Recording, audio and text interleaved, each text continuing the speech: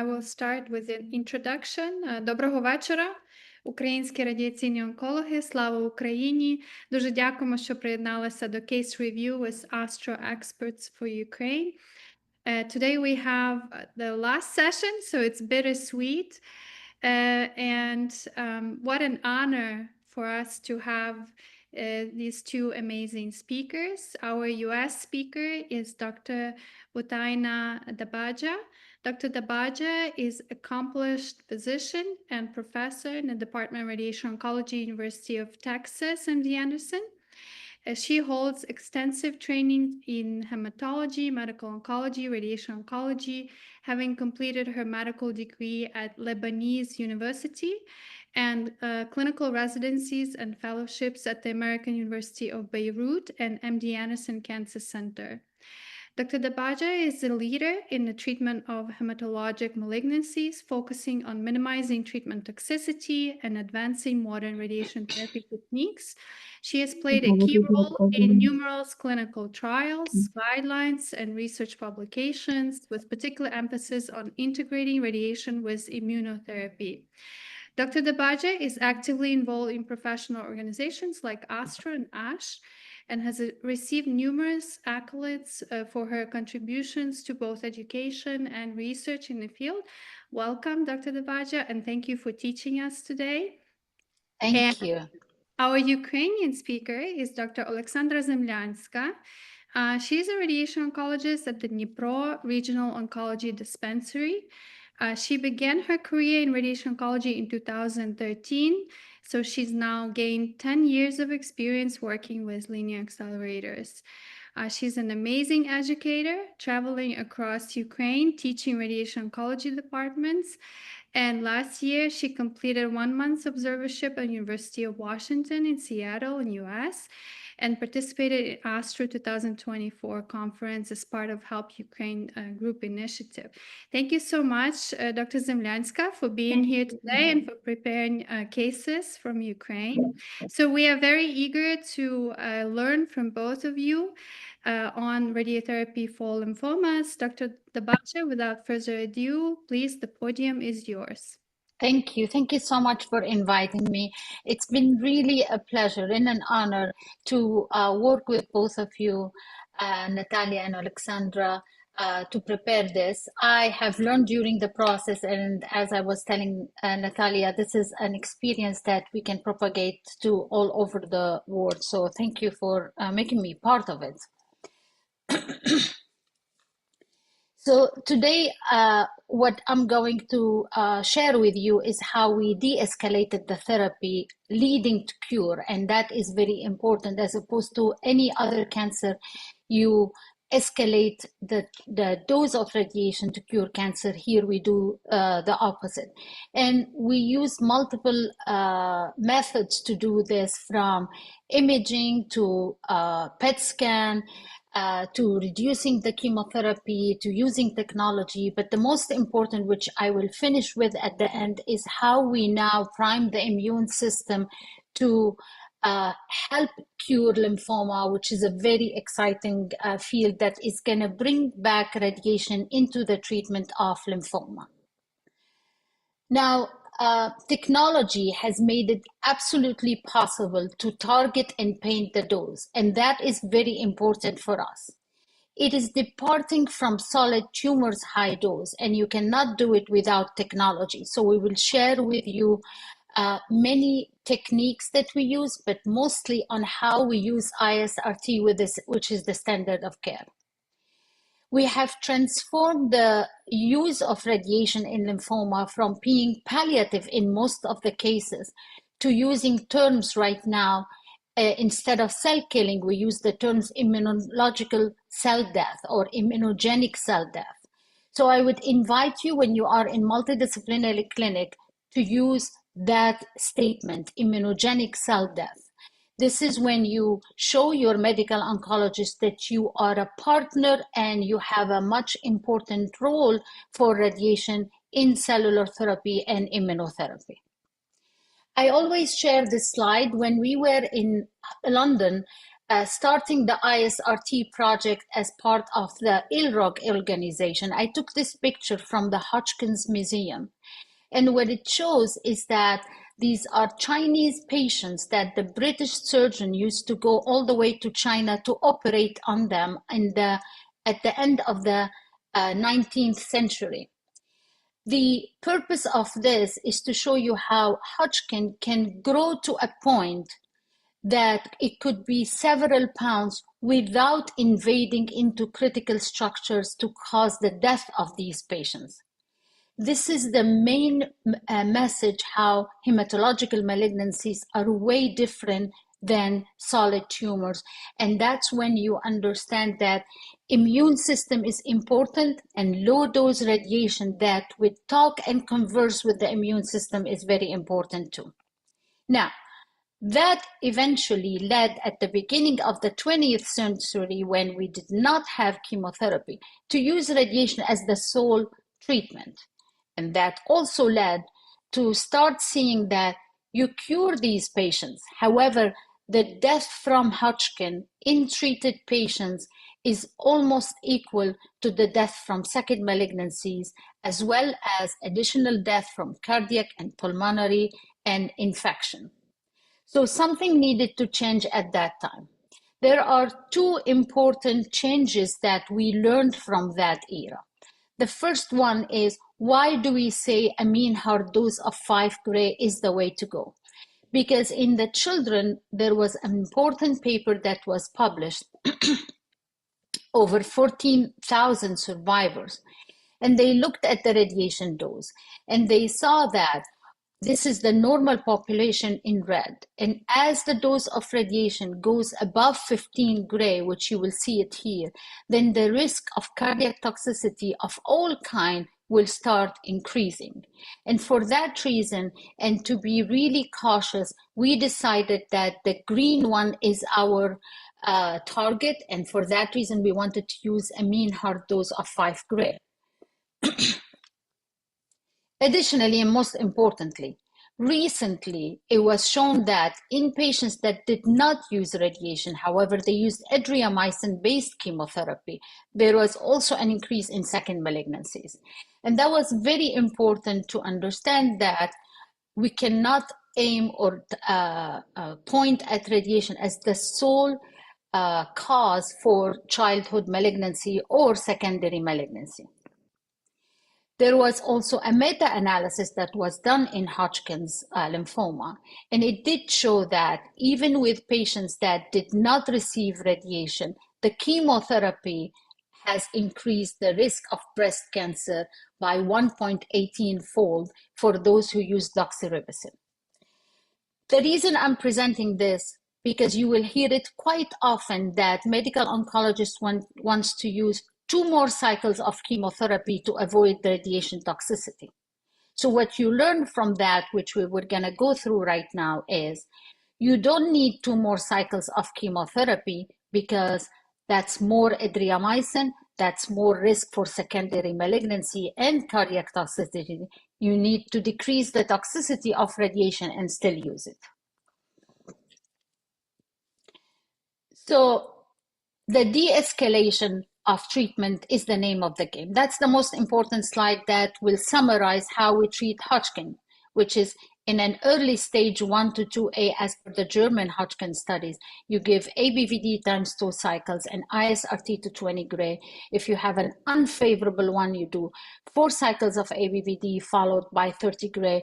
And if you have an advanced stage, then you choose whom to consolidate with radiation based on, is it bulky disease? Are there any residual CT disease? Was the PET scan, interim PET scan positive? Then you would decide to treat them. Where did that come from? It came from major studies like the German Hodgkin study number 10, where you all know, I'm not going to go through a lot of the studies, but I will give you the message from it, where you compare the 2 cycles to 4 cycles, and you compare the 20 to 30 gray, and you came up with the idea that 2 cycles followed by 20 gray ISRT is the way to go. you need to know that there was no ISRT used in the German Hodgkin study number 10. It was IFRT until later on when they used it in the HD16. However, the standard of care is still ISRT.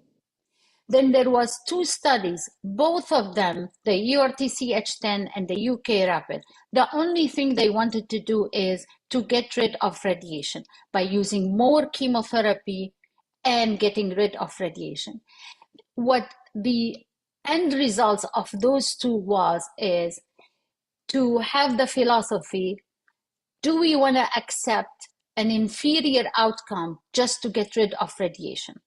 The European with the ERTC said that is not acceptable. If I'm still benefiting around 7% from the radiation, I'm going to still use it because they started using INRT, which is involved nodal. The UK Rapid said, no, we're going to go with the loss of 7% because radiation is extremely toxic. Now, if you visit these countries and you see how they treat or how the radiation oncologist might have treated 10, 15, or even 20 years ago, you would know that the medical oncologists are right about trying to avoid radiation. So for that reason, moving the treatment into a less toxic treatment is key. Then if you want to summarize for early favorable, then these are the important trials. The Rapid, UK Rapid, the HD16, and the H10 favorable. All of them showed that when you add radiation is a better outcome. But by how much? By only around 7%. And this is here summarized also to show you that no RT with RT, that's how roughly you are improving the outcome of these patients. So therefore, we conclude that in early stage favorable, combined modality is the way to go, but keep in mind that it is only an event-free survival of around 6 to 7%. How about early unfavorable? The HD11 was the one that established that you give 4 cycles of ABVD followed by 30 gray, because the 20 gray was only effective when they gave Biacop. So you could see here, more chemo, less radiation, but then the Biacop obviously is very toxic. That's a similar summary slide that you can use where you have the H10 unfavorable, the HD17, and the RAFL, all of them also showing that adding radiation is beneficial, but it is a very small benefit. So therefore, other folks has looked at that in North America and in the Italian experience, and they wanted to tease out what are the cases that you really need the radiation. And there is no doubt that when you have a bulky disease, then you really need it. And when your interim PET scan did not achieve a complete remission, then you need the radiation. So then we came with the conclusion that for early stage unfavorable, in selected cases, combined modality is useful, especially for bulky disease to avoid additional chemotherapy. How about advanced stage? This is when now we use more colorfully the PET scan in the interim PET. In the recent Hodgkin lymphoma meeting in Germany last October, the Germans presented their HD21.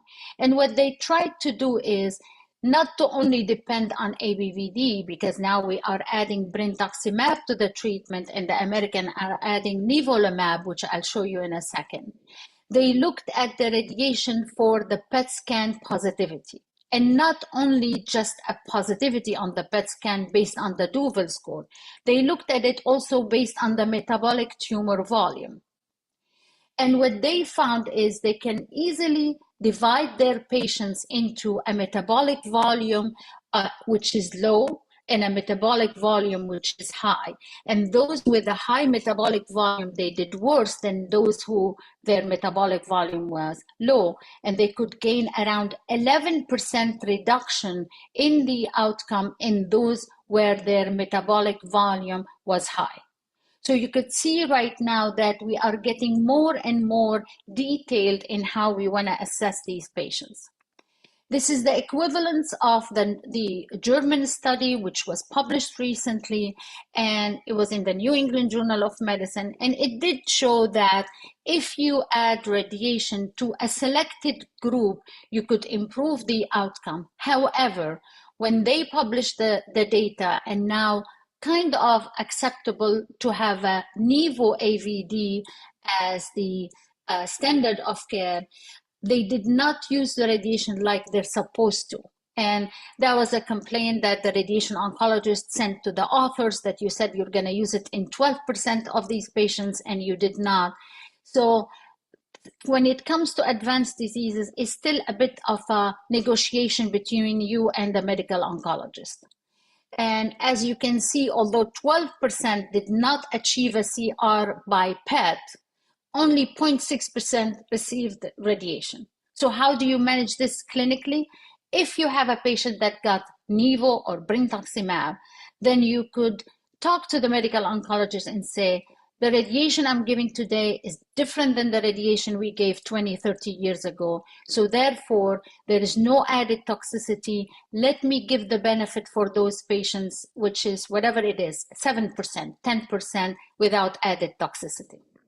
We did publish a paper in Blood around 6 years ago, and it also meant to show that metabolic tumor volume is important. Now, I know that majority of PET scanners or radiology department do not give you an MTV. However, probably with the development of a computer program, and in the future, maybe we can get an MTV on majority of these patients and use it for clinical decisions.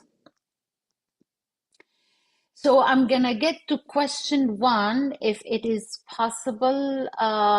Oh, great. So the question would be, what is the best next treatment in a patient with a biopsy-proven duval 5 disease after full chemotherapy? Would you proceed with radiation to a dose of 45 to 55? Would you proceed to salvage chemotherapy? Would you switch to BIACOB? Would you proceed with to ISRT to 30 gray followed by autologous transplant?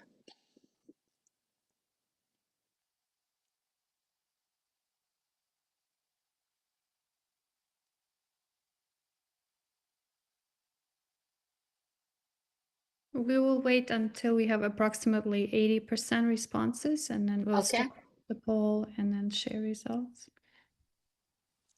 So while we're polling, the reason I put this question, although we did not discuss it, because I want to make a difference between what I presented, which is using radiation as a consolidation, and that's what we call ISRT, and that's when we use 30 gray, as opposed to when you have a failure of chemotherapy, where consolidation radiation therapy should not be used. So we have 82% respondents. I'm ending the poll and sharing the result. So what we see here, that majority, 63% answered. Would you mind commenting? Okay, the 63, the most common answer was A, am I right? No, most common answer was D. D. D. Okay. So the correct answer is really proceed to salvage chemotherapy followed by autologous transplant. And that's what I was trying to show, that if you have a patient that you gave chemotherapy and they were refractory to chemotherapy and the Duval score is still 5, and you have a mass that you can see here and it is biopsy positive for Hodgkin, there is no role at that time to do ISRT to 30 gray, because that's the dose you use for consolidation in complete remission. All the studies that I shared with you right now, they are radiation in consolidation post-complete remission. They are not post-refractory to chemotherapy. Therefore, the correct answer would be you proceed to salvage chemotherapy, followed by autologous stem cell transplant. Then later on, you could consider radiation again as a consolidation to 30 gray, because the hope is the patient has achieved complete remission. So the answer would be B. So I'm gonna move to the next one. So we're going to talk about ISRT. That's what we used to do at the turn of the 20th century when there was no chemotherapy available. By the 60s, when we had chemotherapy available, then we wanted to switch it to mental field, then to involve field, then to involve site radiation therapy. Now, why did it make sense only for Hodgkin to use these kind of fields? Because Hodgkin gets from one area to another through proximity. So it will be very, very unlikely that a Hodgkin would be in the neck and in the groin and nothing in between. For that reason, when you use involved field, it made sense to go through the neighboring nodes since you have no chemotherapy to get to the microscopic disease. As chemotherapy started working and achieving excellent outcome, then you really don't need to tackle the microscopic disease with radiation. Therefore, if your disease is here, the reason you're going after this area, that area, and that area on the other side, because you are going after the microscopic disease. You don't need to do that because chemotherapy has taken care of it. You don't need the radiation. Therefore, that is the field that makes sense. You're only going after where the disease used to be, at the site of the disease, and that's why we came up with the word site. The European, they're lucky that many of their radiation oncologists are also a medical oncologist, especially if you talk about Sweden or Denmark. Therefore, when they are seeing the patient up front before starting chemo, they can simulate the patient in the treatment position ahead of the chemotherapy. In North America, we cannot do that. For that reason, we made the distinction between involved sites to make it a bit more generous and involved nodal that the European would use, because they can actually sim the patient up front before chemotherapy on a flat PET scan. Therefore, the motion and the difference in positioning is not a big deal like for North America. So that's the main difference between ISRT and INRT. Going back to what we just discussed, radiation can only offer you 5 to 7% improvement. Chemotherapy can cure your patients. Therefore, if chemotherapy can cause side effects, it has the right to cause the side effects because it's giving you 85% of the cure. While radiation can only give you 5 to 7% of improvement in event-free survival, therefore the toxicity has to be low.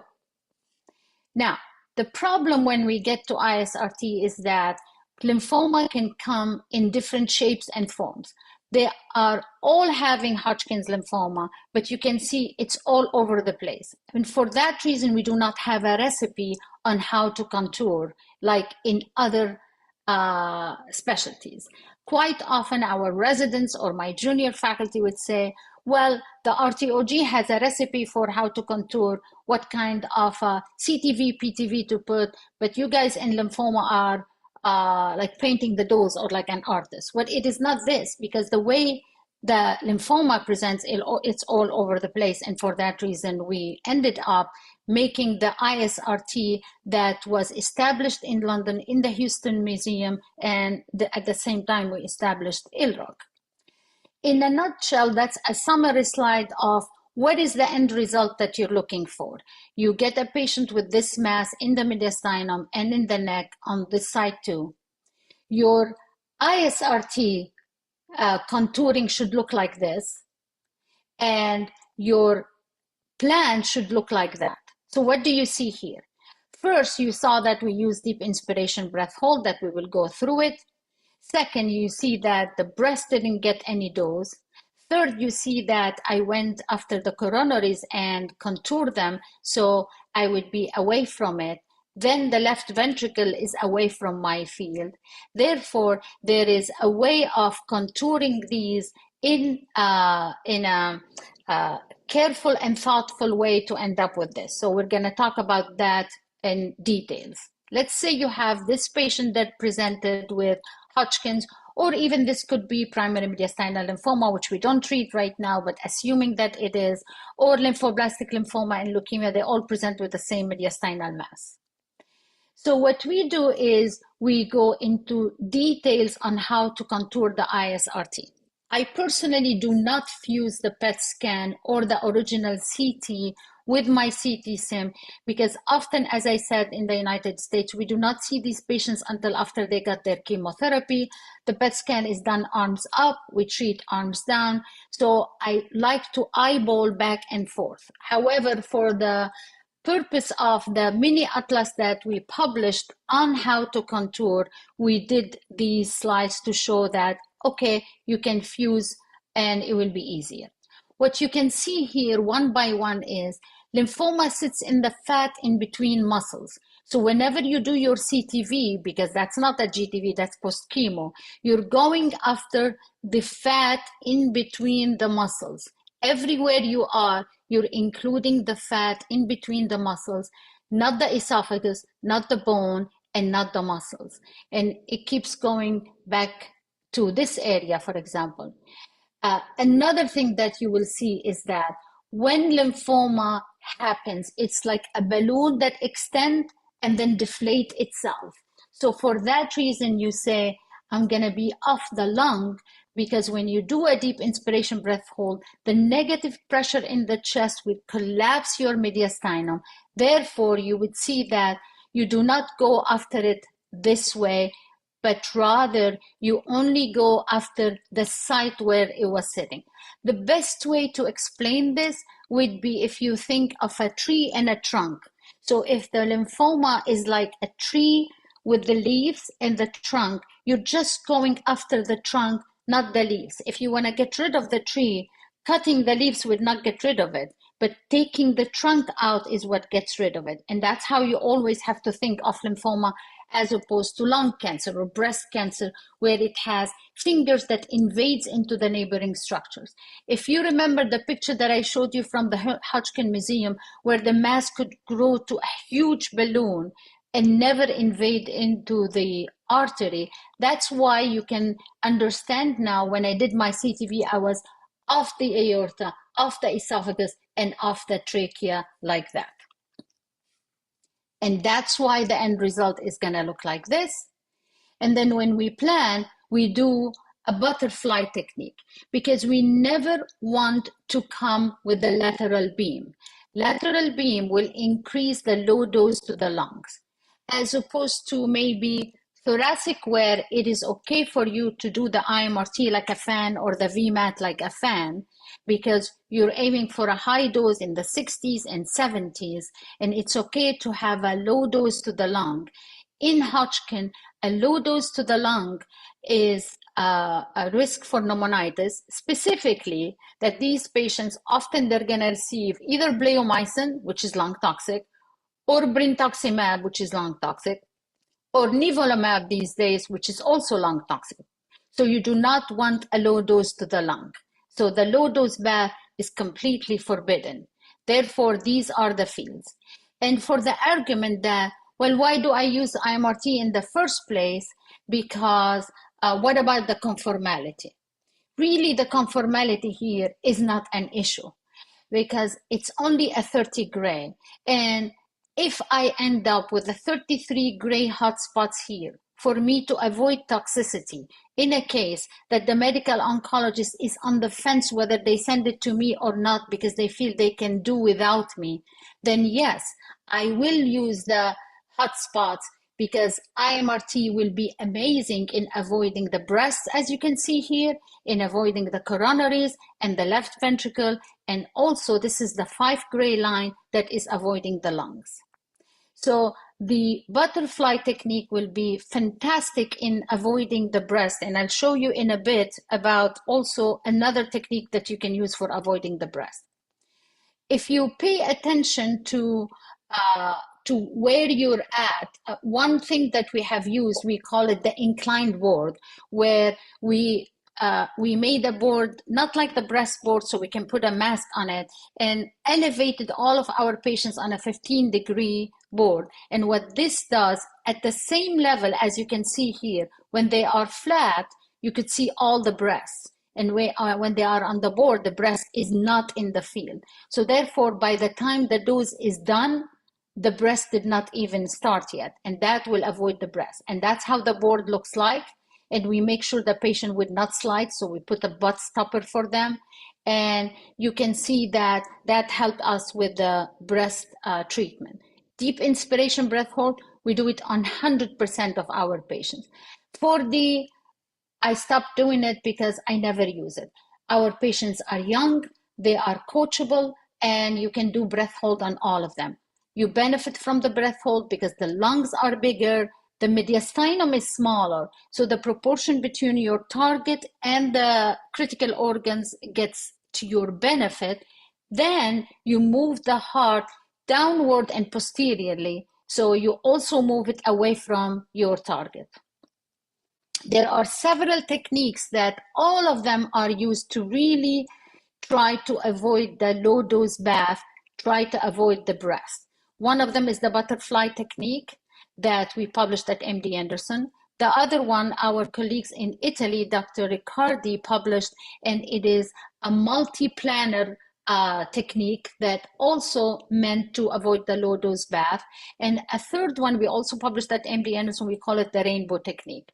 All of this to really try to avoid a dose to the critical organs. So the reason I show this one, because in this particular case, one thing you can do is you can divide the field into two segments. The upper one, you come with anteroposterior fields. The lower one, where you're trying to sneak behind the breast, away from the left ventricle, then you can change the beam orientation on the lower segment and just come behind the breast and to the right side of the heart, so you can avoid the LAD and the left ventricle. The point is, I don't like to think of IMRT as a lazy technique where you give it to the dosimetrist or you give it to the computer, it will spit a solution for you and you're happy with it. No. Although it is an inverse planning, but you should have a forward thinking in every time you plan these cases, and that's why you end up with this kind. I'm gonna get to the other question. This is question number 2. I don't know why I put it question number 4, so forgive me. If I am treating a patient, and I'm gonna give you a few hints here. The purple is the 5 gray, that you can see it here. The lung V5 ended up being 90%. The mean lung is acceptable based on recent studies, which is less than 10 gray, and we would like less than 13 gray. And the mean heart dose was 12 gray. So what is the most common side effects that you would expect from a treatment like this? It will be pneumonitis, pericarditis, esophagitis, or heart failure. And it seems that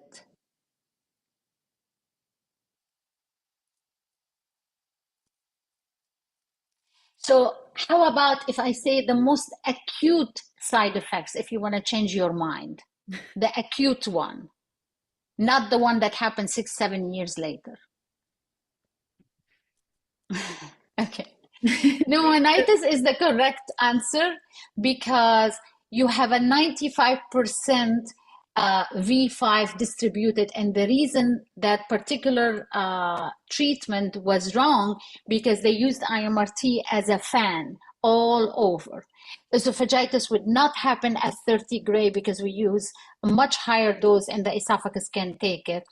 The heart failure would not usually happen at 12 gray. It's a much higher dose. As I showed you at the beginning, is a mean heart dose of more than 15 up to 30 gray that will cause you a heart failure. And pericarditis also, it would not happen at this dose. It's more like around 30 gray. So the one that you should really avoid, it will be the pneumonitis. So I'm gonna get to What constraint do you use for V5? Oh, so we use a paper that, as I said, I think I told Alexandra that I will send her all the papers that will fit with this presentation. There is a paper that we published from MD Anderson on the pneumonitis, and it eventually ended up in the NCCN guidelines last year and this year, and I'm going to share it with you, where the mean has to be less than 13.5 and the V5 has to be less than 55%. 55. Okay. 55, yes. So there are two papers. One, we call it a nomogram if patients are previously treated with lung toxic, like bleomycin, nivolumab, brentuximab, gemcitabine, bisulfan, melphalan, all of those bad agents. And you have to keep in mind that you avoid the pneumonitis. Okay. I explained that. Okay, another question. Coming to toxicity, I know this is not part of what I presented, but don't answer until I tell you one thing. We use only 30 gray. Oh, good job. Okay. No, keep the APPA. Don't put the four fields. Hold on. Change your mind to APPA because that's the correct answer.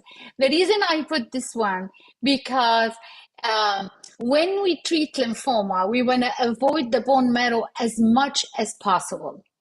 The bone marrow is super sensitive to radiation, and these patients, they are going to need many chemotherapy in the future. And because they're going to need the chemotherapy, then you want to avoid giving the bone marrow any dose above 10 to 20 gray. Otherwise, you will cause fibrosis and they will cause pancytopenia.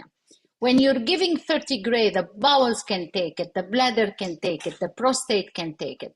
So my favorite field, it will be an APPA and not a 4 field. All right.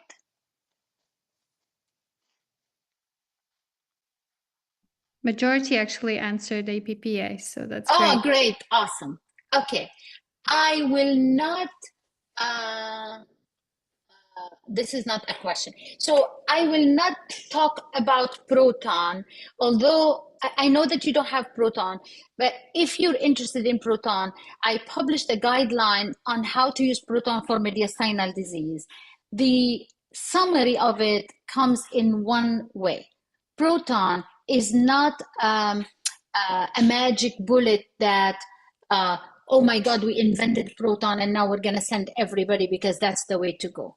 I believe that proton, electron, photon, whatever, if you want to think of heavy particles, every single patient has to be thought about as a specific case and whether it makes sense for these patients or not. So the reason I show this is to tell you that we compared photon to proton. And if the disease is above the heart, it doesn't matter if you use proton or photon. So we do not send our cases. We have a proton center. I do not send my cases when the disease is above the mediastinum because it's the same outcome. If the disease on the right side is also almost the same outcome, so I do not send my cases to proton. Now, if the disease is on both sides of the heart, yes, proton is superior, but I still don't treat these cases in the first place, neither with proton nor with photon, because I don't want the heart to get that dose to 30 gray and end up with a real heart failure, real coronary disease. So don't stress over not having proton because you can do a good job with only using photon. That's question number 2 was supposed to be. So which option for the ISRT contouring would make sense?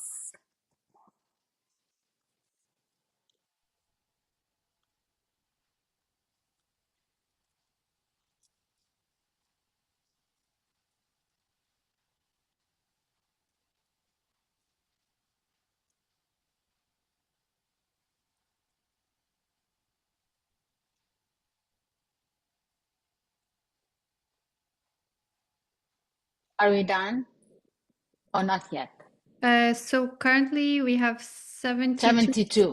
So let's wait until 80% answers. Just a few more. Okay, I think I'm ending the poll. 77% answered. I'm sharing the results. So majority answered A. A. Okay, A is the correct answer. Good job. If you remember that, although the mass is sitting like this, with lymphoma, it collapses like a balloon. It never invades into the lung. So therefore, when I'm contouring, I should not really contour into the lung. That's the correct contouring, where I follow where it used to sit. used to sit next to the trachea. In that area, in this area, you can see it right there, and all the way up. Now, although the vessels were not involved, but it will be super hard for me to go and include this fat in between the vessels without including the vessels. That's why often that's what we're going to be doing. This is obviously wrong, the number C, because it's missing where the tumor was, also touching in the parahilar area. There is, I think, another contouring question, which is this one. Don't answer, don't put the poll until I say something, so we will make sure they will answer correctly. Often you will have a mass that is touching the chest wall. When it touches the chest wall, it does not mean it is invading into the chest wall, exactly like this case. So when you go to contour, do not chase the chest wall, because when this mass is going to respond to chemo like it did here, it's going to retract itself again like a balloon. So now you can answer the question. Which one is the correct option, A or B?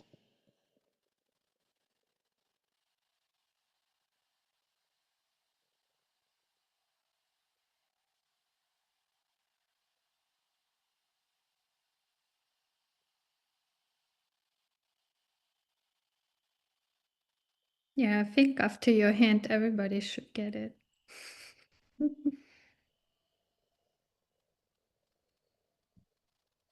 Okay, so we have 74% answering. I'm ending poll and sharing results. So majority 67% answered A.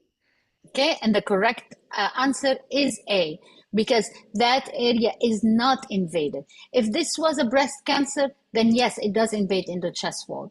If this was a lung cancer, then it does, but not this one. So we're gonna move now to arms up, arms down. That is the most asked questions all the time. So I'm gonna give you a case which is a lymphocyte predominant Hodgkin, or it could be, if you want, some low-grade tumor that you want to treat. And we come with the contouring, exactly what we talked about before. Now, because you have a gross disease, you do not need to use involved side. You use what we call a generous ISRT, where you go again after the fat space where the disease sits, fat space, etc. Now, few things. This is also a mini atlas that is published that I'm gonna share with you after we're done. The end result should look like this, right? The breast is gonna be your biggest issue here. Arms up or arms down that you need to use. I use this one to tell you that for mediastinal disease, we always use arms down because we don't want to pull the breast into our field. So we never use arms up for mediastinal disease. And the end result is going to be, we're using IMRT again, not with a fan-like, but with an APPA fields where you can end up with this kind of plan. What's good about this plan that we also use deep inspiration breath hold, and I will show you with and without deep inspiration breath hold, with and without arms up and arms down, just to show you the benefit of both. So this is showing you here that what happened to the breast with arms down and what happened with the breast with arms up, which is the blue. So when you put the arms up, you lift up the breast up. Same thing, you see it on coronal, the blue is arms up. Same thing, you see it on axial, while the breast is not shown at all here at the upper field, it is shown at the arms up. And that is a video comparing both. This is arms up, this is arms down, and you could see how the arms up pulled the breast all the way up.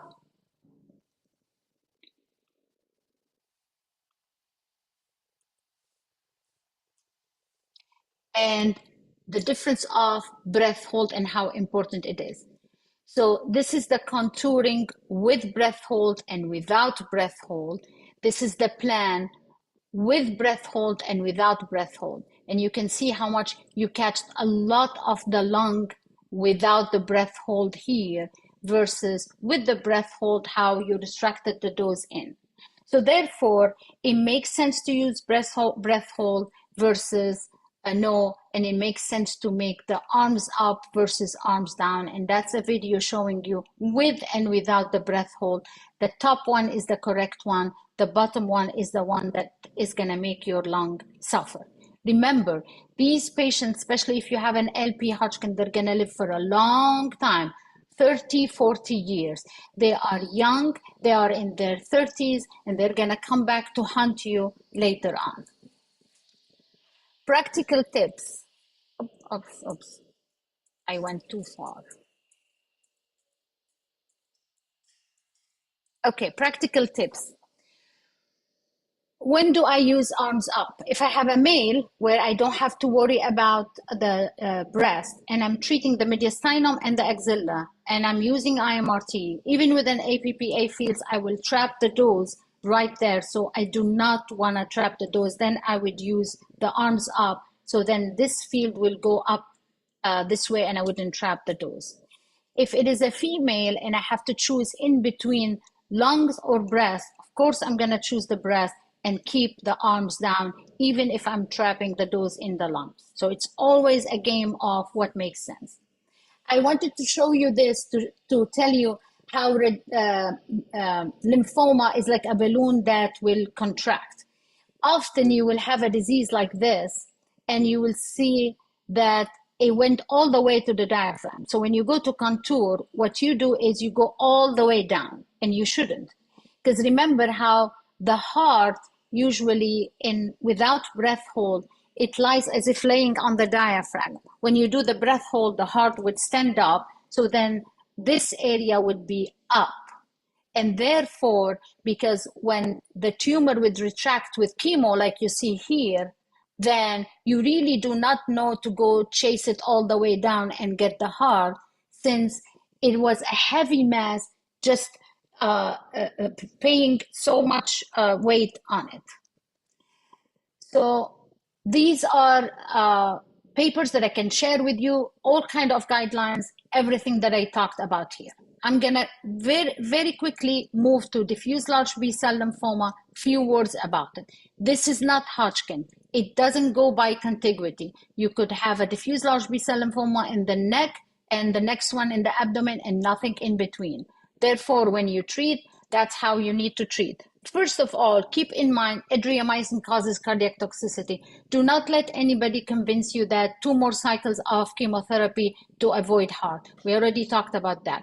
This is one case of a head and neck diffuse large B-cell lymphoma. You give 3 cycles of R-CHOP, you achieve a complete remission, which is defined as Duvel score of 1 to 3, then you give ISRT. And the ISRT will be avoid the submandibular gland. Your submandibular gland and parotid gland are not 26 gray like in head and neck, because you're only giving 30 gray. You use 11 gray or 5 gray. What we use is 5 gray. Another case of an advanced diffuse large B-cell lymphoma.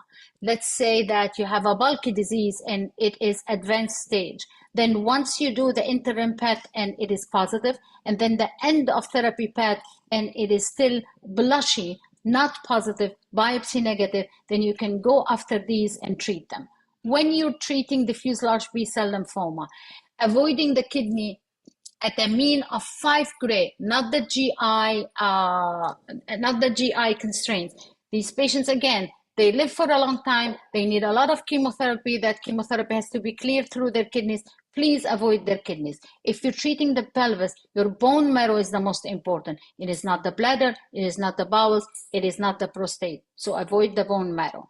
This is a paper that I love that our Japanese colleagues published a few years ago, which shows that patients who are treated for marginal zone in the abdomen, many years down the road, many decades down the road, they came with a hypertension and a kidney disease just because they were giving a dose of V5 more than 58%. So that gives you the idea on how you treat. So the way you treat, again, APPA, IMRT, avoiding the kidney, the 5 gray should be off the kidneys. So tips for diffuse large B-cell lymphoma, you can use the scoring system, you can use radiation if it is bulky, bony location, interim PET scan is positive, if there is a residual mass on CT, if it is a double hit, if it is next to critical organ, and if the patient cannot go to transplant, then you give them the treatment. But always the key is to avoid the toxicity. Now, evolving from more is better, because in every other solid tumors you say more is better. Look at this list of how we reduce the dose in hematological malignancy. Follicular went from 45 to 24. Diffuse large B-cell lymphoma, in this upcoming ASTRO, you will see a very important ILROC paper that we all contributed to that will drop the dose from 30 to 20. LP Hodgkin, we're dropping to 24. Marginal zone lymphoma, 4 gray is the standard of care. Mycosis fungoides, we use 12 gray, not anymore 32 gray. Myeloma, we use 20 gray, not anymore 30 gray, and we have a study ongoing for a 4 gray. Mantle cell lymphoma, we use 4 gray, not 24 gray. We dropped the dose. And those are few examples. If this is a follicular lymphoma and you want to treat, use 24 gray. Again, you try as much as you can to avoid the marrow, because these patients are going to live long and they might need chemotherapy. You don't want to dry up their marrow. If you're treating a myeloma, do not be heroic, because you're like the plumber fixing a small problem in a myeloma. Just use 20 gray. You can refer to our paper that showed that you don't need more than 20 gray, because the failure rate, even in a paraspinal area, is only 2.6%. Small fields, small dose, your role is very unimportant. Mantle cell lymphoma, there's also paper from us and from Memorial Sloan Kettering to show that a mass in the throat with mantle cell lymphoma, you give the 4 gray, the patient does very well and they can go on their next treatment. Cutaneous T-cell lymphoma, a 6 gray for a mycosis fungoides can get rid of a tumor like this one, or an anaplastic large cell lymphoma. So the name of the game is really low dose. So this is a marginal zone lymphoma of the eye, MALT of the eye. That's a patient that presented with this clinical picture, with this MRI, and the way we treated her is only 4 gray. To this day, she is doing well. There is a recent paper published by my colleague, Dr. Pinix, that showed that ultra-low dose radiation to the orbit is the way to go. It was published in JAMA Oncology, and it is the standard of care right now. Another paper that we will discuss also in a bit, which has been published already in Lancet Hematology for gastric MALT lymphoma, where we only use 4 gray, and it can give you an outcome of 90%, and we're going to be considering that as the standard of care. I will talk about this in a bit when we show the cases, but I will give another question, which is a 25-year-old presenting with a mass in the face, and it is a marginal zone. What would be the best initial management? ISRT to 36 gray, RCVP, which is chemotherapy, 3 cycles, ISRT to 4 gray, topical steroids, or surgical resection?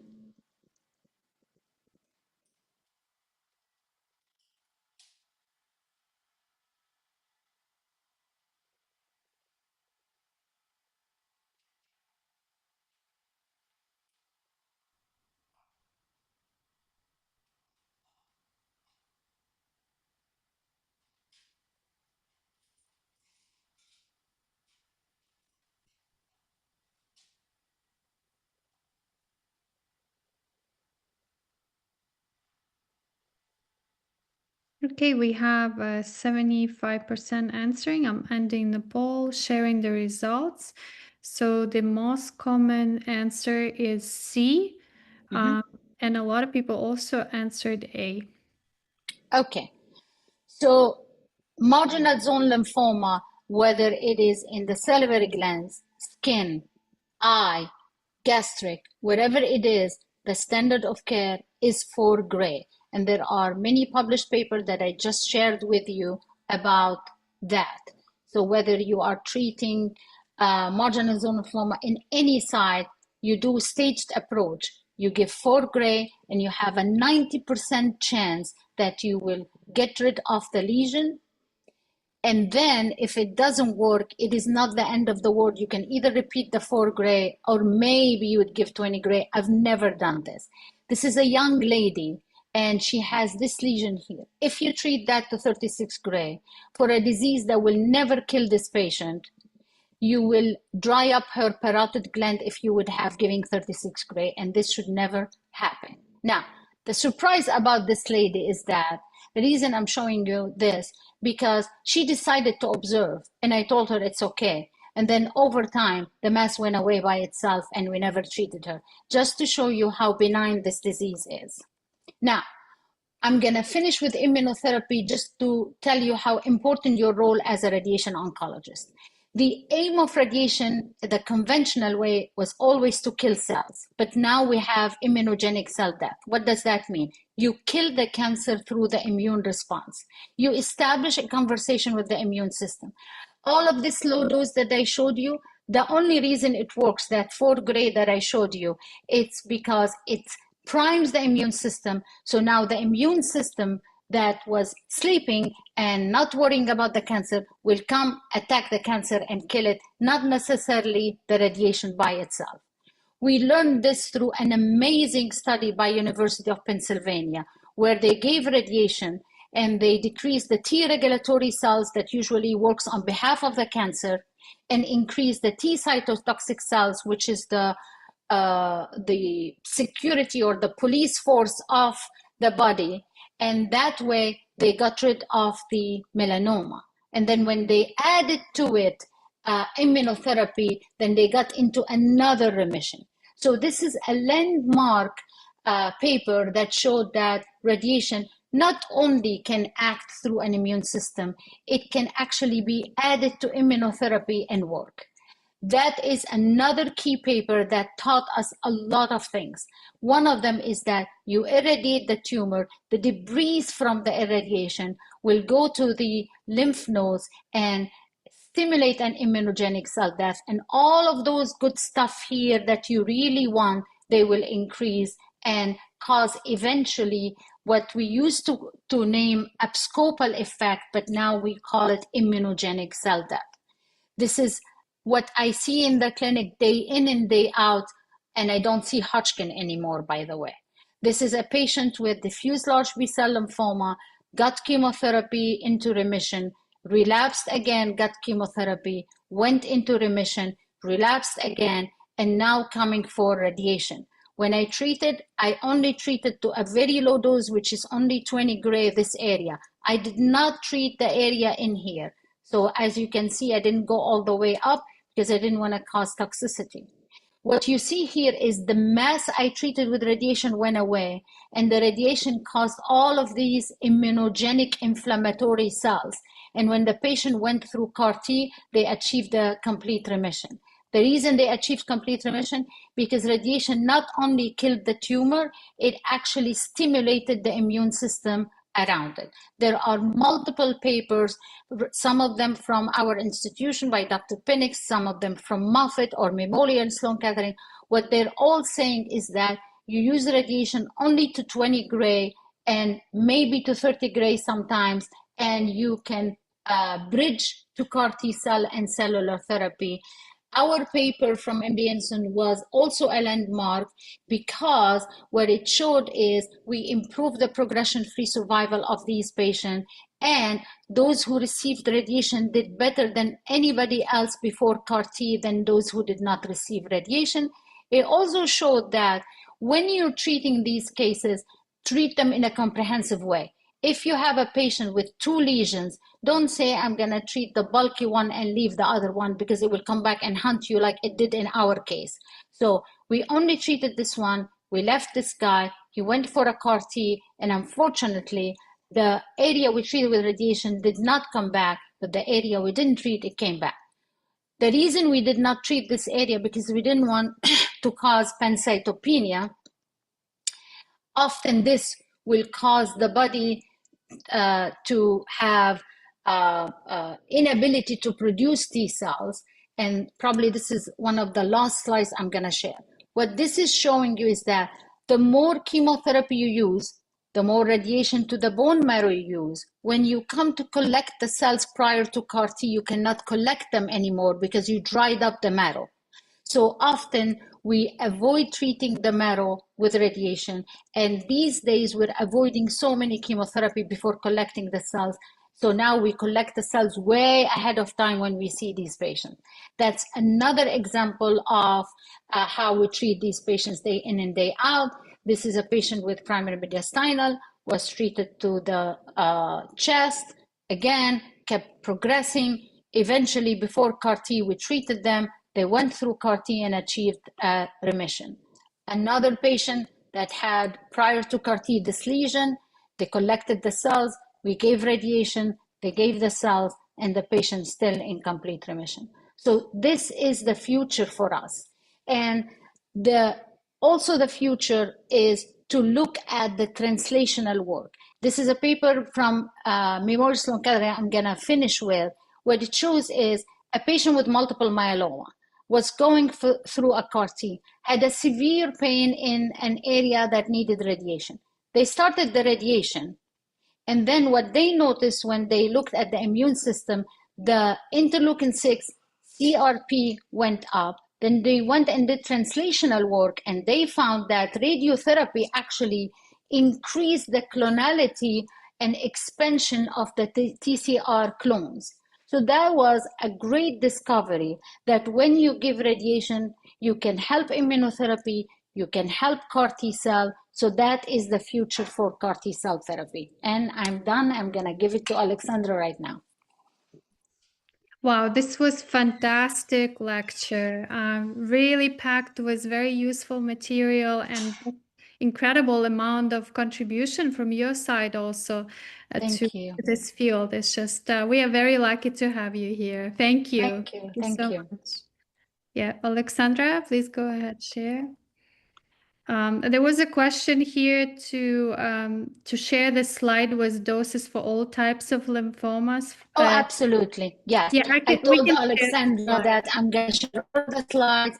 I'm going to share all the papers, and Alexandra is going to be my ambassador to you guys. So if anybody has any question in the future, we'll stay in touch. Perfect. Excellent. Thank you so much. First of all, I would like to sincerely thank you, Dr. Dabaja. It was really incredible lecture, and it was highly informative. And thank you for sharing your knowledges and your experience with us. I want to say that this lecture was not only very useful, it was also inspiring. And I'm lucky to have this lecture with you. Thank you. That's very sweet. Thank you. And now please let me to introduce you our cases. So the first case, this is patient female. She was 28 years old, and her diagnosis was Hodgkin lymphoma stage 2A. Unfavorable risk factors such as erythrocyte sedimentation rate more than 50 and more than 3 lymph nodes regions involved.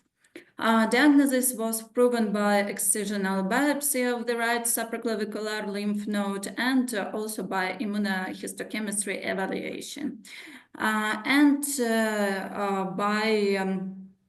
initial PET-CT, you can see this on the right side of the slide.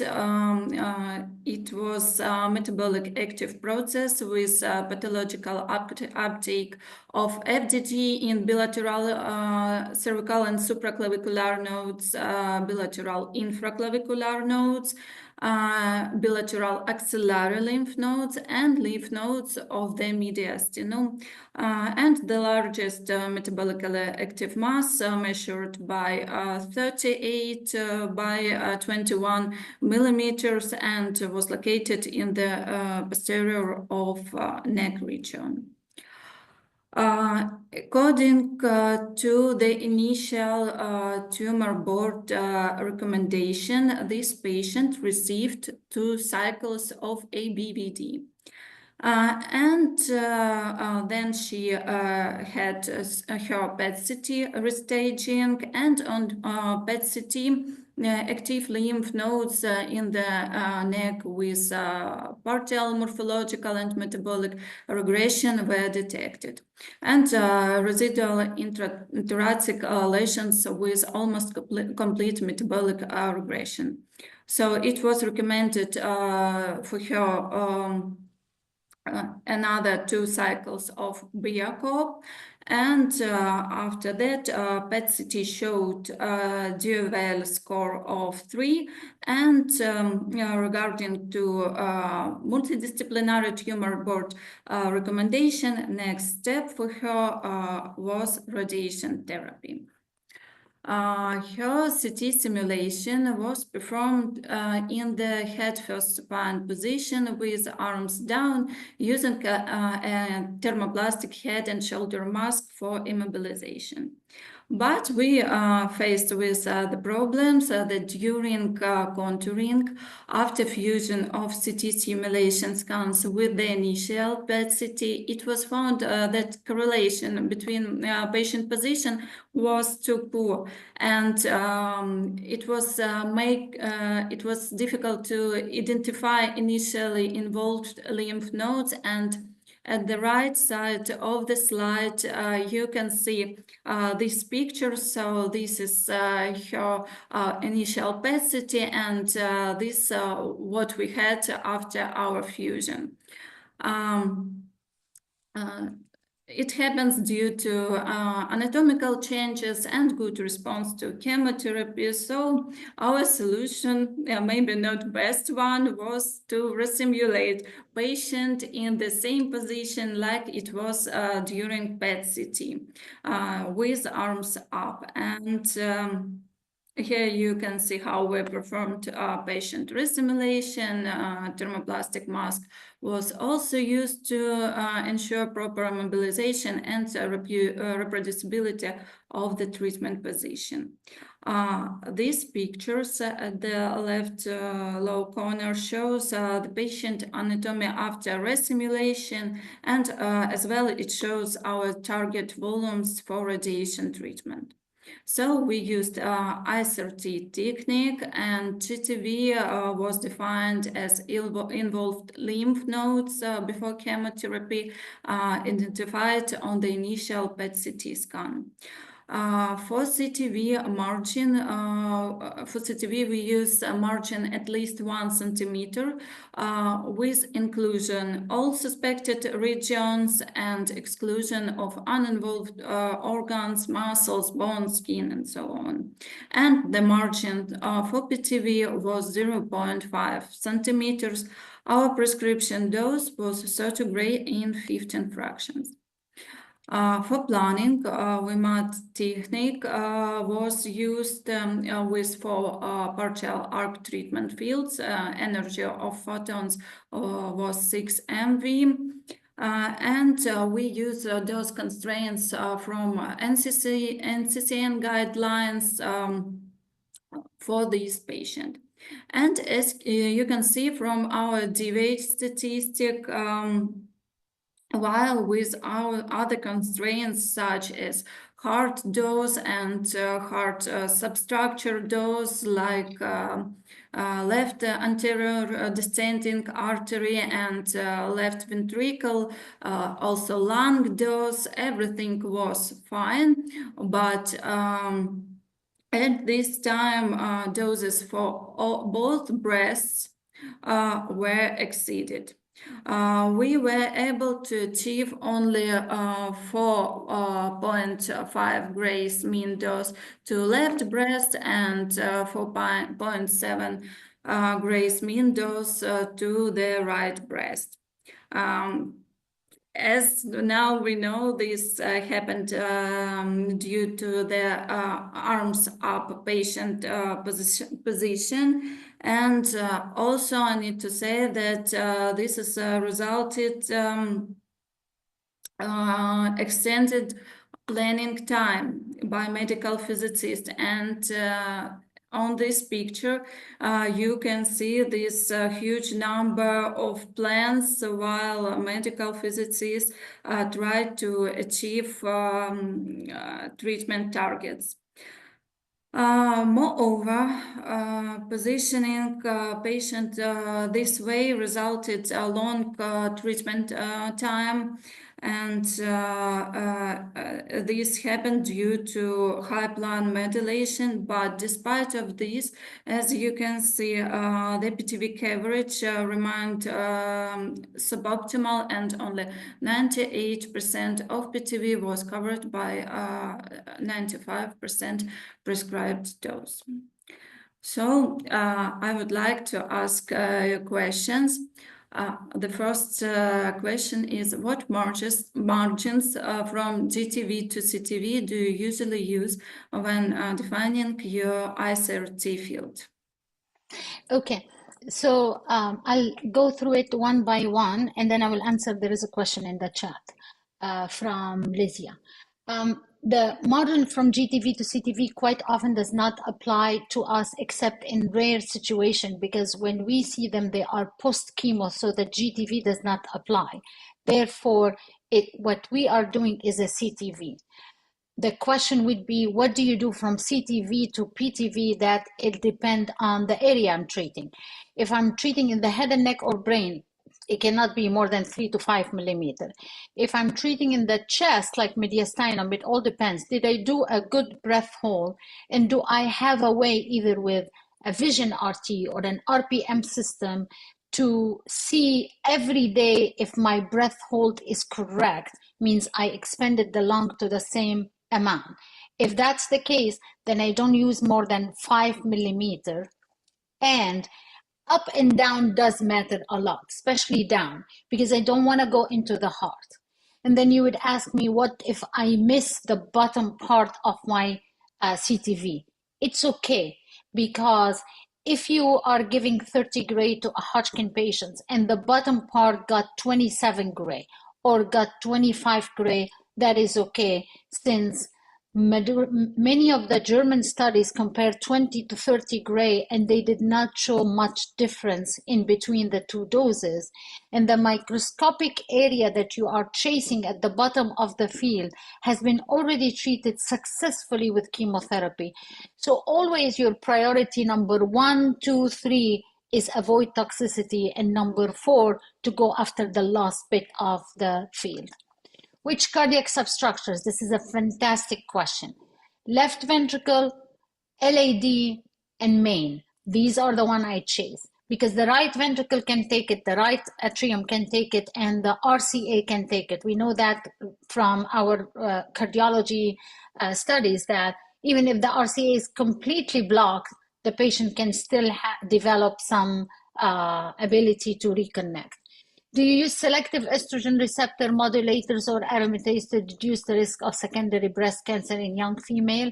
We do not do that, because the best way to avoid that, honestly, is to avoid the breast completely. And with your planning, you try to do that. So if I'm faced with a situation where, let's say by a miracle, I end up using a VMAT all over the place, or an IMRT with a fan-like, and I ended up with a 4 gray or a 5 gray to the breast. Which one do I prefer? A 4 gray to the whole breast, or a tiny itsy bitsy 30 gray to the inner side of the breast? I would go with the 30 gray to the inner side of the breast, because all the studies that has been done from the time of Travis et al., the famous paper about radiation, low radiation dose to the breast, until now, shows that low dose radiation to the breast is detrimental in those young females, and that's what causes the breast cancer. Not the high dose to a small area, but the low dose to a big area. Do you usually recommend any specific post-treatment consultation for Hodgkin? Yes, I really like to send them to a cardiologist, because if I ended up treating their LAD by a miracle, again, I wouldn't do that. I would prefer not to treat these patients rather than treating their LAD, unless they are at the end of the road. They have nothing, they're going to hospice, then might treat their heart. Then I send them to the cardiologist. They sometimes give them statin. They make sure that they're not obese. They make sure that they do not smoke, and they do exercise. In Ukraine, not all clinics are equipped with breath hold techniques and such. Would you recommend ITV for mediastinal targets? I guess yes, you can do that. Or you can cheat and tell the patient not to take, you know how patients, when they're anxious, they always take a sigh. They do this, so you tell them when they are on the table to just breathe very softly and be calm, and maybe give them something to calm them down, maybe an Ativan or some medicine, so they would not breathe very deeply. In Ukraine, some patients do not undergo an initial PET-CT. Oh yeah, I know that this is a problem also in the States. Many patients are staged using contrast-enhanced CT. Honestly, that's okay, because when you're treating lymphoma and you see an abnormal lymph node somewhere where it shouldn't exist, and you don't have a PET scan, again, it's not the end of the world. You can chase it with the CT. Taking into account these limitations, what would you recommend to us as radiation oncologists when managing such patients? Keep your compass as I do not want to use cause any harm. So therefore, I would chase everything until I hit a toxicity being number one, breast in females and not to cause low dose. Number two, cardiac in both females and male.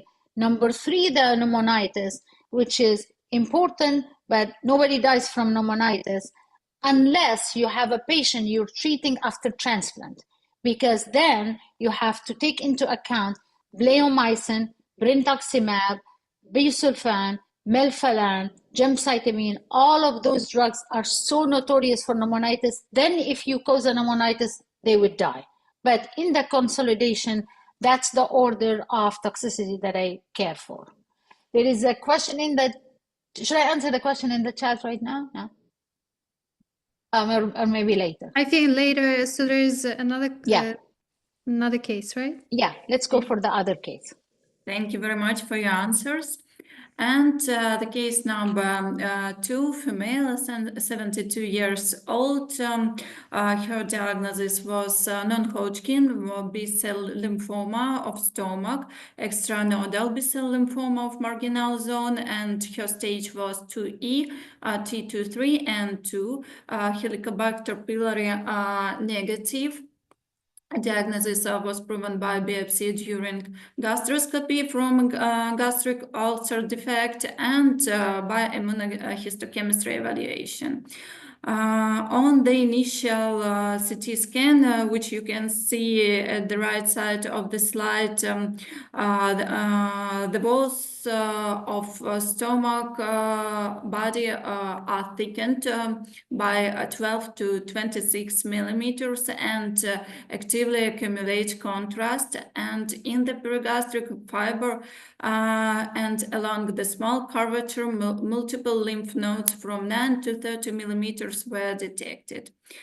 Circular infiltration of the mucous membrane in the gastric body from the antrum to the third part with deep ulcerative defect was identified on gastroscopy. This patient received 4 cycles chemotherapy. It was bendamustine plus rituximab. And on CT scans, positive dynamics was observed with a reduction in the thickening of stomach wall for a maximum of 11 millimeters, and a single lymph node in perigastric fat measuring up to 11.5 millimeters was identified. Gastroscopy showed mucosal infiltration in the body of the stomach along the greater curvature and mucosal defect up to 1 millimeter. And no suspicious or malignant cells were found on the second biopsy.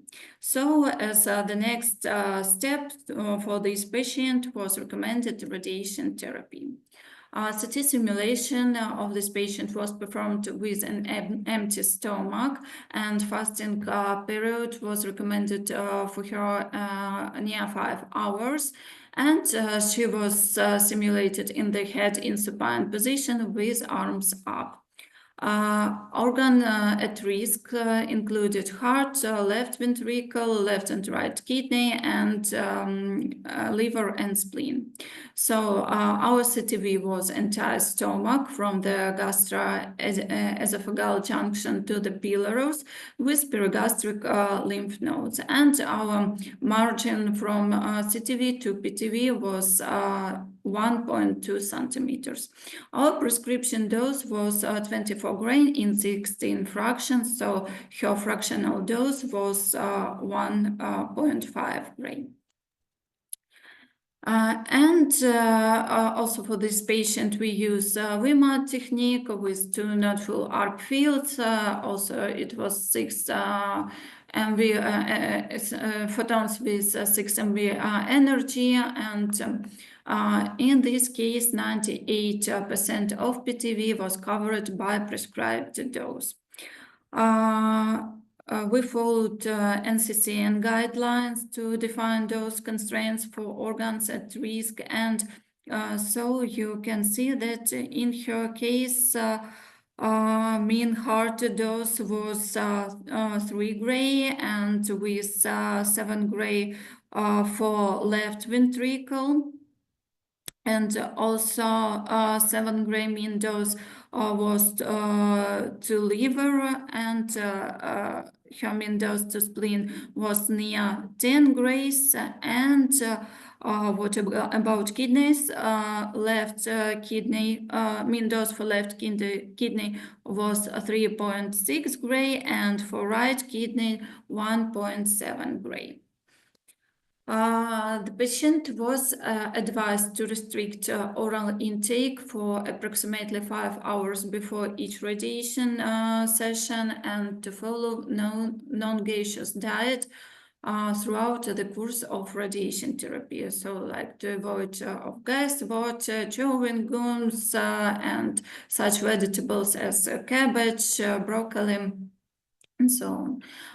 Daily CBCT was used for her imaging, and during our daily IGRT, we found that patient margin of 1.2 centimeter was acceptable for her. But it should be pointed that despite of this, daily shifts were large, and it was up to 2.3 centimeters in the longitudinal direction, and it was up to 2 centimeters also in lateral direction. About rotation, her rotation was up to 5 degrees. And also, I want to say that despite a recommended diet from time to time, and you can see this at the picture, CBCT showed increased gas content, but it was limited on the lower segments of gastrointestinal tract, so her radiation sessions remained acceptable. Also, I want to show you that not only stomach was fairly mobile organ, but kidneys as well. And maximum positional changes, you can see this on this slide, was up to 2 centimeters. And regarding side effects, no side effects were detected, no nausea, no vomiting, no abdominal pain, so with side effect, we were fine. And my question regarding this patient, do you agree with the treatment strategy recommended for this patient by multidisciplinary tumor board, or maybe it would be preferable to initiate treatment in such patients with radiotherapy instead of chemotherapy? Okay, first of all, I need to tell you that the way you handle this case with the gastric radiation therapy is amazing. You really hit all the points that one would think about. So, bravo. The thing that really hurted my heart is, why would they give chemotherapy for a patient like this? It is absolutely unacceptable. So next time you get to a point where you are in this situation, you really have to fight a good fight to tell them, do not ever touch these patients. The current standard of care is to give a staged approach, which is only a 4 gray, and then you go to the 24 gray. That is to tell them that this is a disease that doesn't kill anyone. You do not give them, especially brentuximab, which it is notorious for causing pancytopenia in the future and fibrosis in the marrow. So I do agree with everything you did. I completely disagree with your medical oncologist. Do you have any contraindication for radiation in such patients? Never. They all do well. The 24 gray is super tolerable. The dose to the pancreas, which sometimes is an issue, is also very tolerable. So no. Can you use for the, yes, if you don't have a breath hold, and especially with the way you are doing it, doing a cone beam CT, hitting the shifts that you hit, which is the stomach is not in the same place, even if you tell them not to eat broccoli, beans, and all of those, and the kidney also shift. So if you do that, then you're going to be okay, whether you use a 4D or whether you use a breath hold. Obviously, breath hold is better. And then if I can share in a bit, I'm going to show why breath hold is better. Do you use abdominal compression? I never did. I know many of my colleagues, they do that. If you're used to this method and it's giving you what you need, it is not a crazy method. Many people do use it. So short of a deep inspiration breath hold, yeah, go ahead and use it. Do you recommend PET CT as a routine examination for extranodal gastric lymphoma? You know, in the past, we used to say that don't use PET scan for follicular lymphoma, marginal zone lymphoma, all the low-grade lymphoma, because they're not gonna light up. And then later on now, not only we use it, we discovered that you can upstage many of these cases with the PET scan. So yes, I do, and we should all use it. And I wanna share, if possible, Stop. this part about the gastric lymphoma. So we published 2 papers on gastric lymphoma.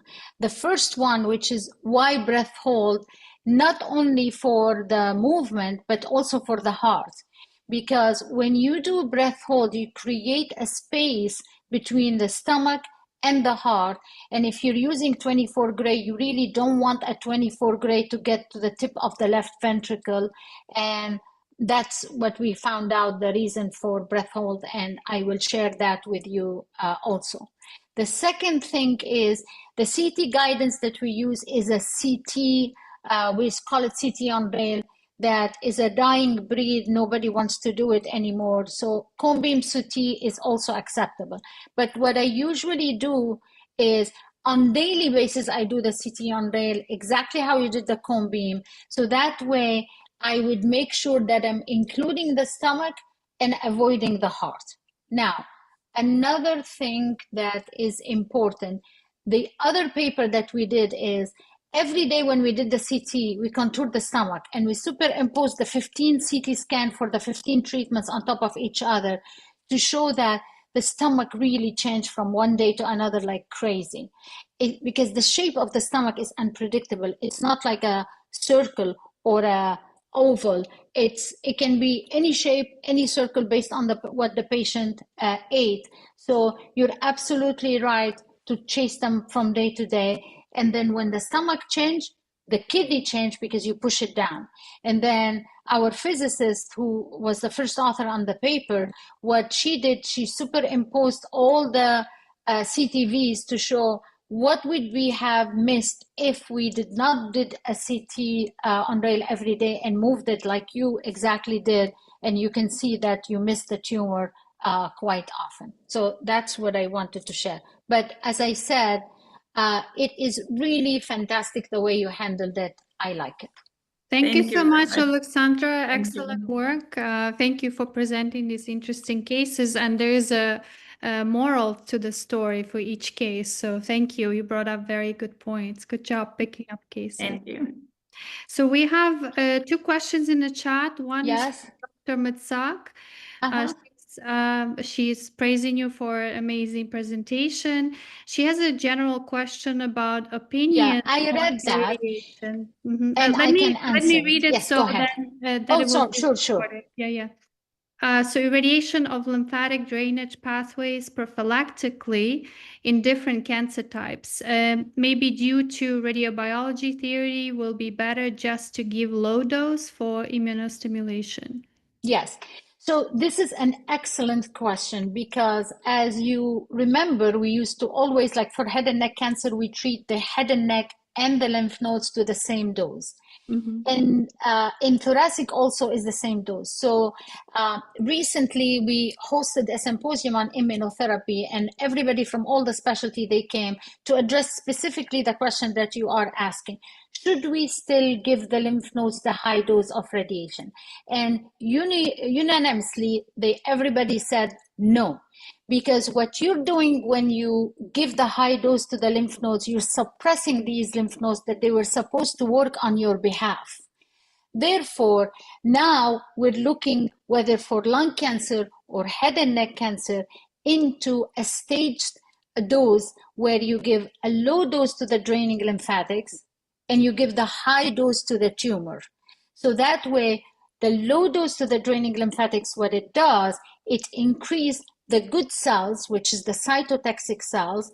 It decreases the bad cells working on behalf of the tumor, which is the T regulatory cells.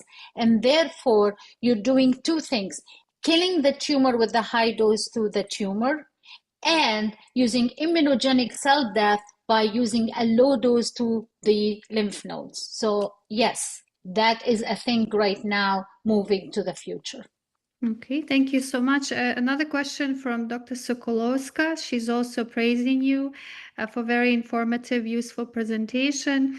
Her question is, in cases of multiple myeloma with extensive bone involvement, particularly with multiple lytic lesions in vertebrae and pelvic bones accompanied by structural destruction, what would be the optimal radiation therapy strategy? How should treatment sites be prioritized among the numerous lesions? And what dose fractionation regimens would you recommend to minimize the risk of pancytopenia while still achieving effective palliation? Yeah, so we are faced with this quite often right now because, as you know, multiple myeloma patients are living longer. The median improvement in survival for multiple myeloma patients is around 10 years because now, instead of having one option, which is chemotherapy, they have a zillion of options in immunotherapy and CAR T cell therapy.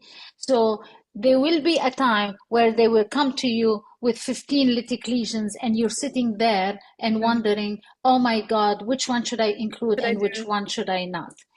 I usually ask the patient, first I look at it and say, which one is going to cause trouble? Fracture Symptomatic. or, yes, symptomatic in terms of, are they going to cause a fracture? Are they going to cause a cord compression? And then I take these. Never give more than 20 gray. As a matter of fact, sometimes I give 15 gray, sometimes I give 12 gray, because they do respond to a low dose of radiation.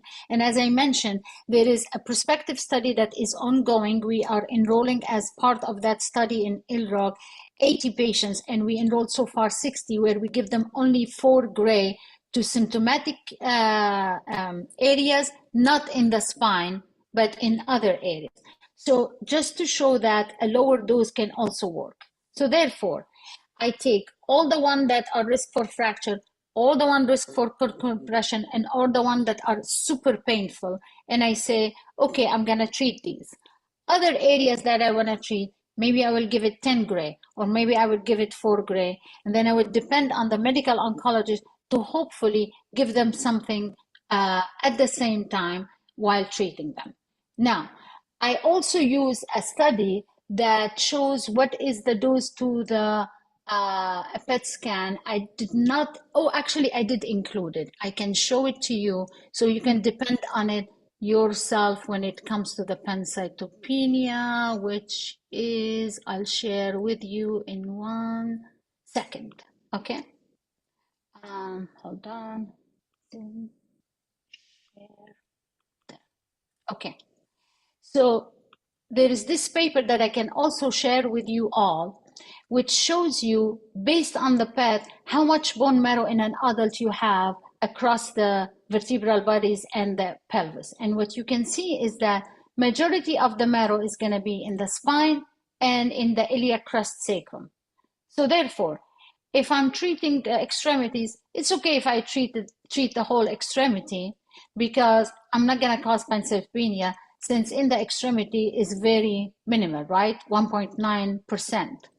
If I'm treating the cervical spine, same thing. While if it comes to the thoracic spine, I'm going to be careful. When it comes to the lumbar spine, I'm going to be careful. Sacrum, but definitely pelvis. Look how much in the pelvis you have when it comes to bone marrow, 25%. So you can keep that as to gauge you into how much you use. 20 gray is the golden standard, but if you're using a lot, then I would use 20 gray to the problematic side and maybe 12 gray to the other one, because these are repeated clients. They are going to be in your clinic all the time coming to you.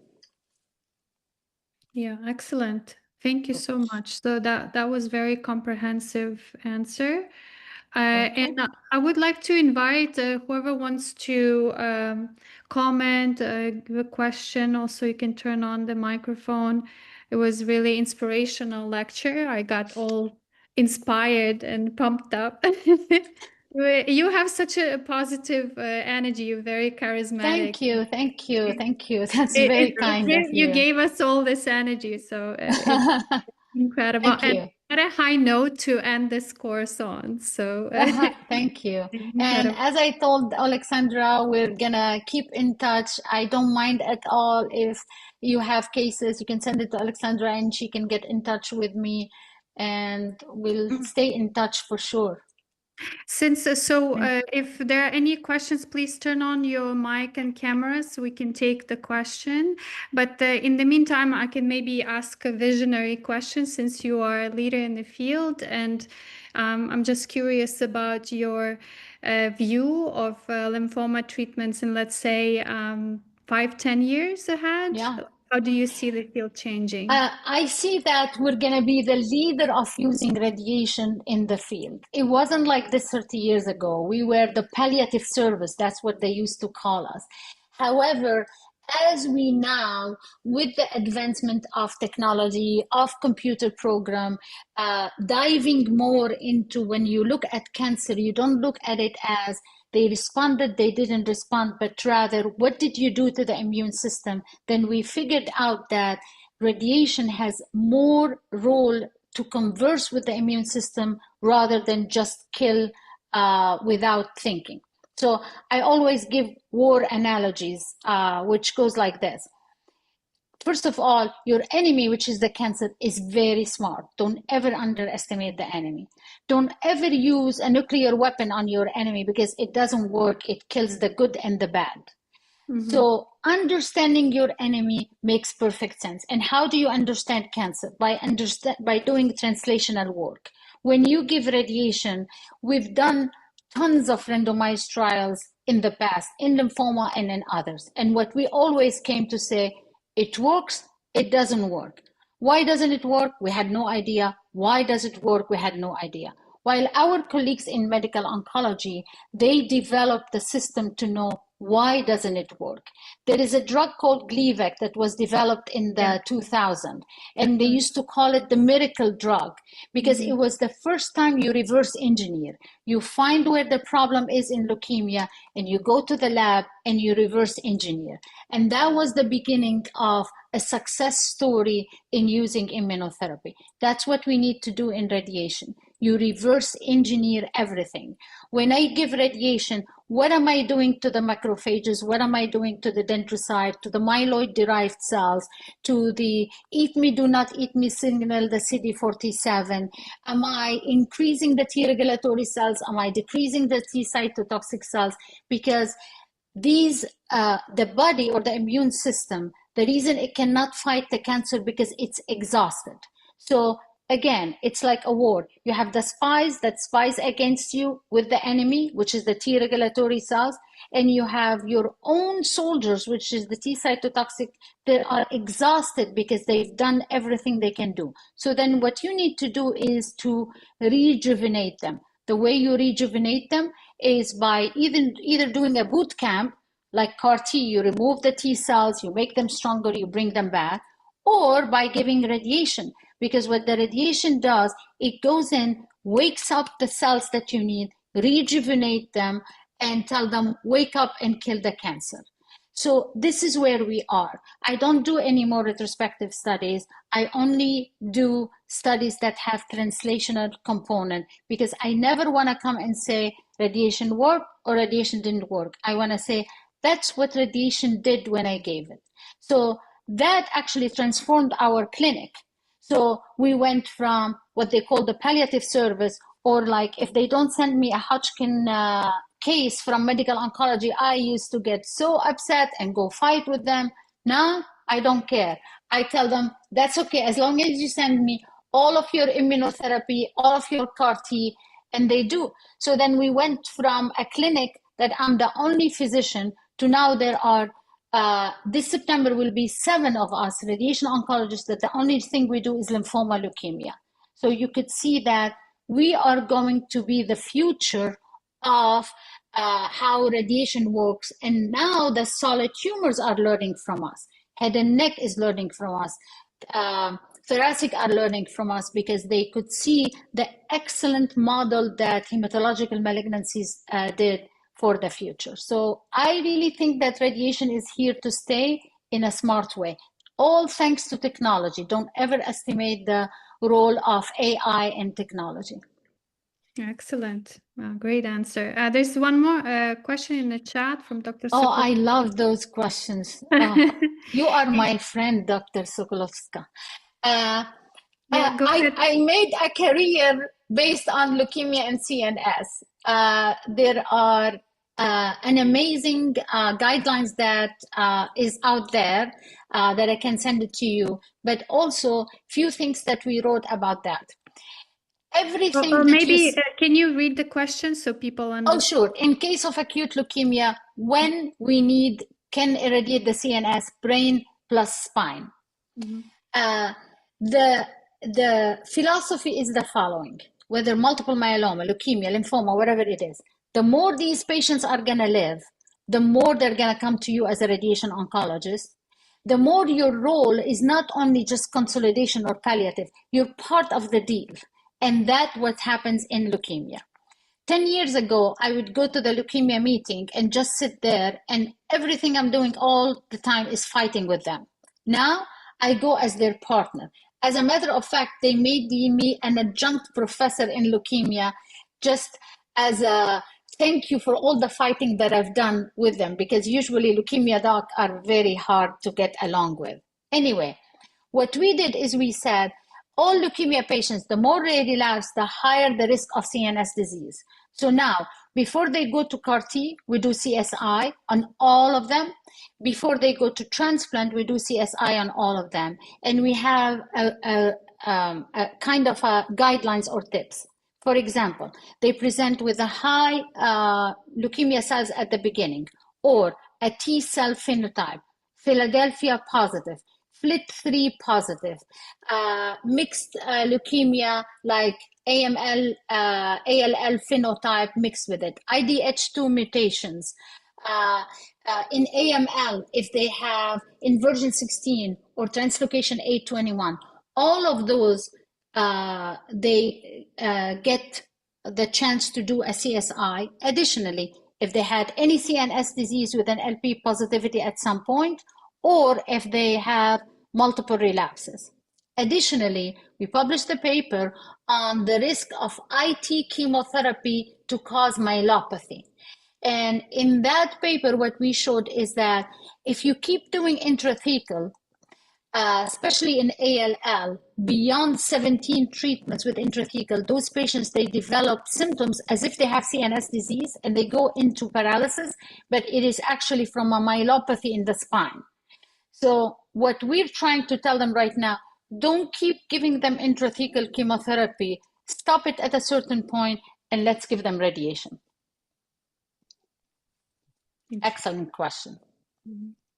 Thank you so much. So if there are no questions, we'd like to thank from the bottom of our hearts for excellent lecture. And thank you, Dr. Dabaja, and thank you for Dr. Zemlianska for preparing this lecture. That was really fantastic.